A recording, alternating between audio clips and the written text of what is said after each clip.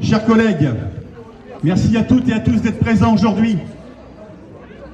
Le syndicat Sud vous a toutes et tous appelés à faire grève aujourd'hui pour dénoncer ce climat délétère à la mairie de Saint-Herblain.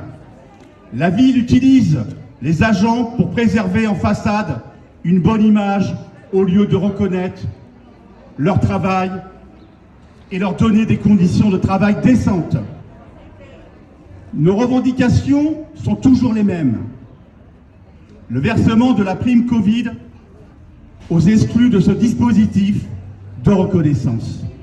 Aucun texte de portée générale applicable aux agents non titulaires de la fonction publique territoriale ne précise les conditions de leur rémunération.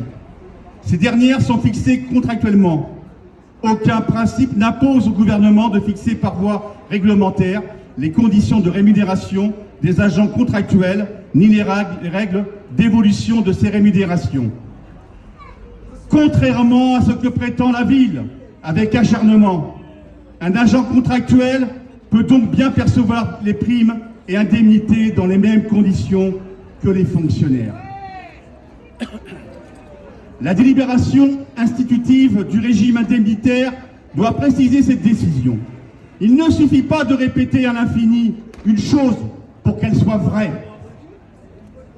Nous demandons depuis un long moment, il est donc possible pour la ville de faire un geste concernant la prime Covid pour les contractuels, les plus précaires, ceux qui travaillent dans notre collectivité. La ville a toute l'attitude pour le faire. Il ne faut pas rajouter de la précarité à la précarité. La révision de l'attribution de la prime complémentaire Covid afin qu'elle soit distribuée de manière égalitaire. La ville n'a pas répondu à notre demande de transparence sur les montants attribués dans les différents services concernant la prime Covid. Nous voulons toutes et tous connaître les montants détaillés par service, par direction et par fonction. Il est regrettable encore une fois que certains agents et agentes aient bénéficié d'une prime Covid d'un montant inférieur, alors que tous les agents de la ville ont été affectés et impactés par cette situation très difficile à vivre. De la même manière, nous attendons encore et toujours de la transparence sur les attributions des places de parking et des véhicules de fonction à la mairie de Saint-Herblain. Quand on cache les choses, c'est qu'il y a un loup. Une prime de 200 € mensuels pour tous les agents et agentes de la ville afin de compenser les incessantes hausses du coût de la vie avec les très fortes hausses des tarifs de l'essence, du gaz, des denrées alimentaires de première nécessité, de l'électricité, des loyers, etc., etc. Couplé au gel du point d'indice. C'est malheureusement le cas aussi dans la fonction publique territoriale, ici à Saint-Herblain. Les pauvres deviennent plus pauvres et les riches deviennent plus riches. La reconnaissance de la pénibilité, suggestion dans le cadre des 1607 heures non retenues ou non reconnues. Le syndicat Sud a déclaré qu'il n'a jamais été pour ce recul historique des conditions de travail et de vie des agents de la ville de Saint-Herblain. Sud a déclaré qu'il voterait contre ces ajustements d'organisation de temps de travail qui fait suite à une délibération des 1607 heures.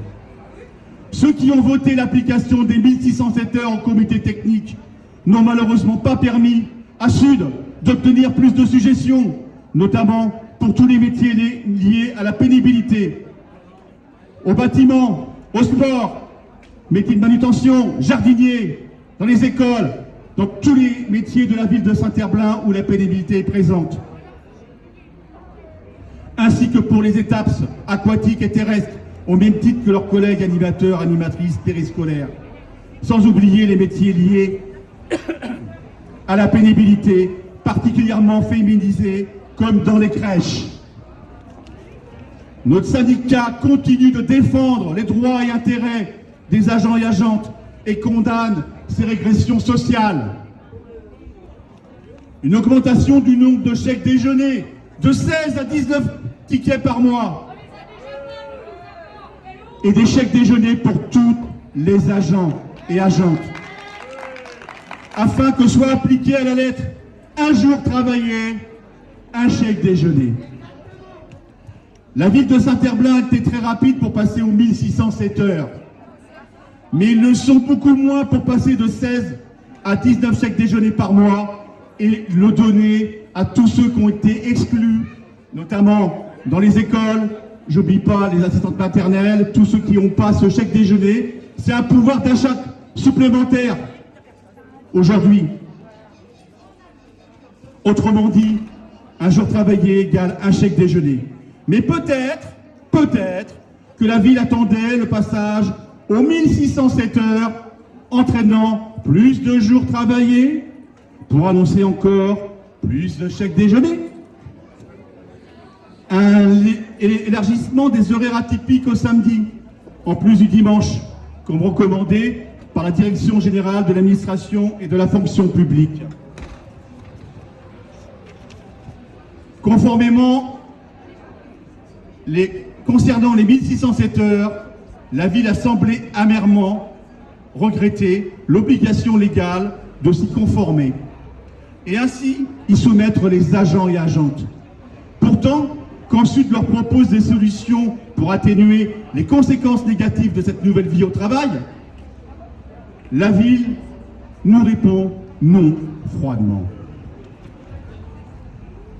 Comment la ville peut-elle refuser, par exemple, d'étendre des horaires atypiques au samedi, comme le préconise officiellement la Direction générale de l'administration et de la fonction publique, afin de lutter contre la souffrance au travail? La ville aurait pu reconnaître la pénibilité par le travail régulier le samedi pour certains agents et agentes, afin d'améliorer leurs conditions de travail. Des masques FFP2, des autotests, apparemment ça bouge. Apparemment, ça bouge. Il a fallu que le syndicat Sud interpelle la ville par courrier, dans les rencontres régulières, dans les instances, pour qu'enfin on entende que le masque FFP2, quand on voit l'hémorragie d'absence liée au Covid, que c'était important aussi de se tester. Et surtout des conditions de travail, décentes pour les agents et agentes. Un engagement de la part de la ville de travailler en profondeur sur la remise en cause du fonctionnement managérial. La souffrance au travail, elle existe. Elle existe encore à Saint-Herblain. Il y a un fossé monumental entre la théorie qui s'agite dans les têtes organisatrices et le concret du quotidien des agents et agentes. Il faut tellement plus de souplesse, de confiance et de bienveillance. Les agents et les syndicats Sud ne sont pas dupes.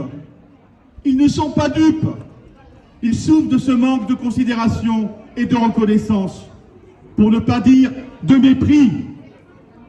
Nous demandons à la ville qu'elle fasse confiance aux agents et aux agentes. Ils, lui et elle, le rendront au centuple. La banalisation des ressources humaines est un véritable fléau. Celui qui combat peut perdre, mais celui qui ne combat pas a déjà tout perdu. Merci.